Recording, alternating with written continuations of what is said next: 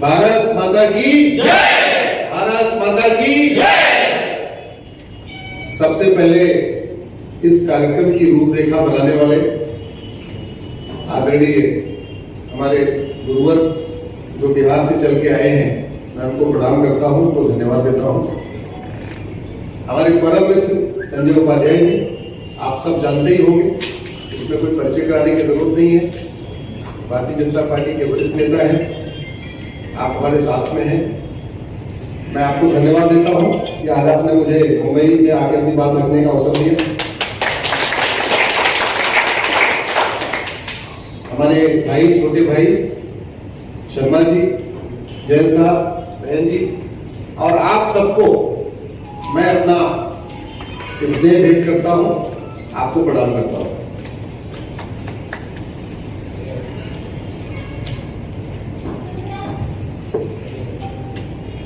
आप लोग 1 घंटे के लिए अपना मोबाइल साइलेंट कर दीजिए, क्योंकि दोबारा हमारी आपकी मुलाकात कब होगी, कहां होगी, कुछ नहीं पता। 1 घंटे के लिए मोबाइल साइलेंट कर दीजिए, स्विच ऑफ कर दीजिए, जो करना कर लीजिए। उसके बाद फिर 1 घंटे बाद, क्योंकि हम लोग मिले हैं तो कुछ न कुछ हम आपसे सीखें, और नहीं, हमें तो आपसे सीखना है, आप हमसे नहीं सीखना, हमें आपसे सीखना है। भारत का संविधान 300 लोगों ने मिलकर बनाया था। कितने लोगों ने? 300।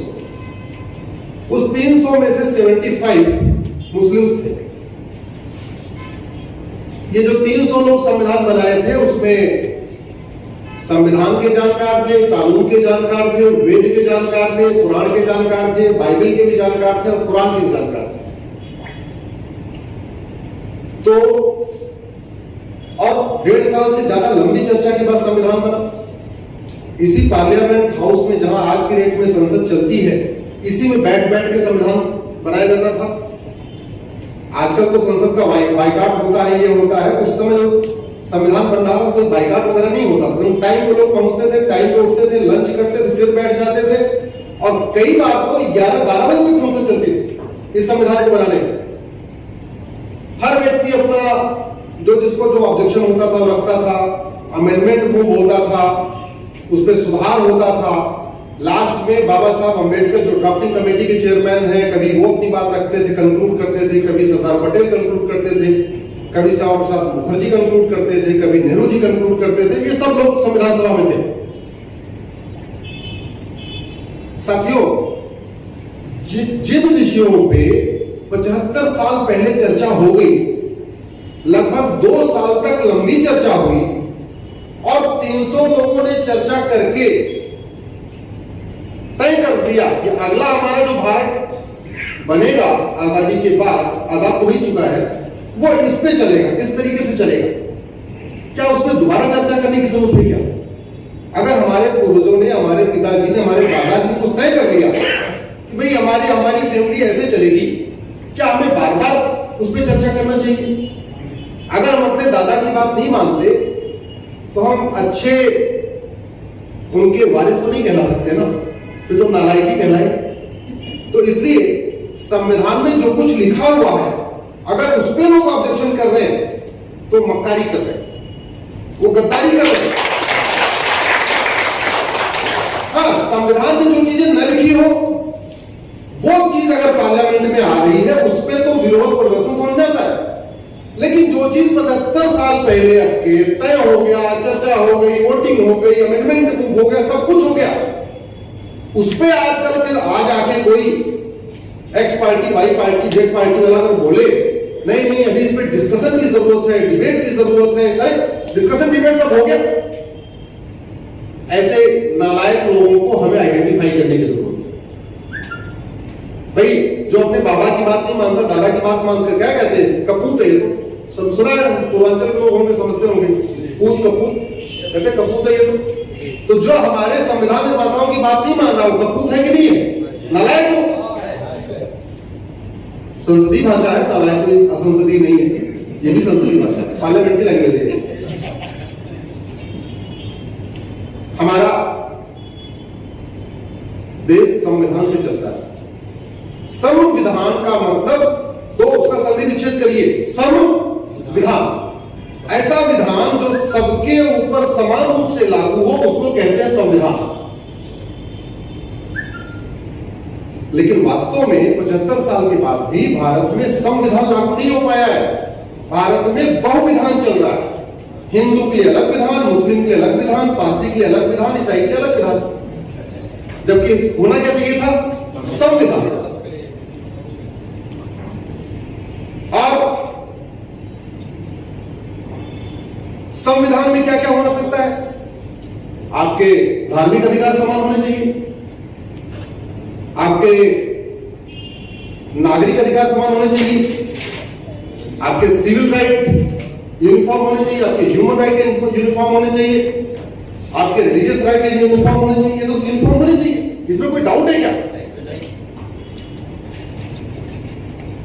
जिस तरीके से मैंने अभी सुप्रीम कोर्ट में हमने नई डिबेट छेड़ी है, अभी कुछ दिन के बाद वो डिबेट और परिपक्व हो जाएगी।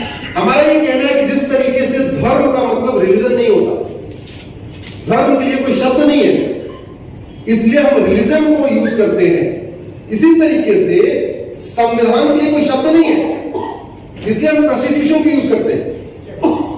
संविधान अलग है, कॉन्स्टिट्यूशन अलग है, धर्म अलग है, रिलीजन अलग है। धर्म क्या है? पिता का धर्म, माता का धर्म, पुत्र का धर्म, भाई का धर्म, सब अलग अलग धर्म है।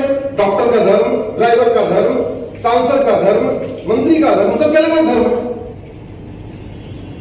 वो रिलीजन नहीं है। वैसे संविधान का मतलब ऐसा विधान जो सबके लिए समान रूप से लागू हो, उसको कहते हैं संविधान। कॉन्स्टिट्यूशन का मतलब होता है विधान। कॉन्स्टिट्यूशन का क्या मतलब होता है? विधान। और संविधान मतलब जो सब पर समान रूप से लागू, उसको कहते हैं संविधान। तो जब आर्टिकल 14 कहता है इस देश में सब लोग समान है, आर्टिकल 15 कहता है जात धर्म भाषा के आधार पर भेदभाव नहीं करोगे, आर्टिकल 16 कहता है सबको समान अवसर मिलेगा, आर्टिकल 19 कहता है कि देश के प्रत्येक नागरिक देश में कहीं पे भी जाके रहने, बसने, पढ़ने, नौकरी करने, अपना घर बसाने, सबको बराबर अधिकार मिला हुआ है। आर्टिकल 21 कहता है सबको सम्मान सा जीवन जीने का अधिकार मिला हुआ है। फिर इस देश में अल्पसंख्यक बहुसंख्यक क्यों? अल्पसंख्यक बहुसंख्यक तो होना चाहिए पाकिस्तान में, जहां सबको समान अधिकार नहीं मिला हुआ। अल्पसंख्यक बहुसंख्यक होना चाहिए आपके बांग्लादेश में, जहां सबको समान अधिकार नहीं है। तो पाकिस्तान, बांग्लादेश में तो अलग से आपको माइनॉरिटी कमीशन की जरूरत है, क्योंकि वहां सब लोग समान नहीं है। पाकिस्तान, बांग्लादेश में अलग आपको माइनॉरिटी अफेयर मिनिस्ट्री की जरूरत है, क्योंकि वहां सब लोग समान नहीं है। भारत में क्यों चाहिए? और 1992 में जब अल्पसंख्यक आयोग कानून बना, क्या उसके पहले भारत में अल्पसंख्यक नहीं थे? लेकिन 1992 में कांग्रेस ने बनाया। 2006 के पहले इस देश में अल्पसंख्यक कल्याण मंत्रालय नाम की चिड़िया नहीं थी। तो क्या इस देश में अल्पसंख्यकों का कल्याण नहीं हो रहा था? क्या हो रहा था? कांग्रेस ने बना दिया।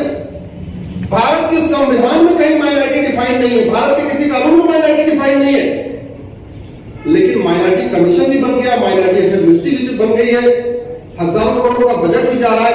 कौन है माइनॉरिटी? किसी को नहीं पता।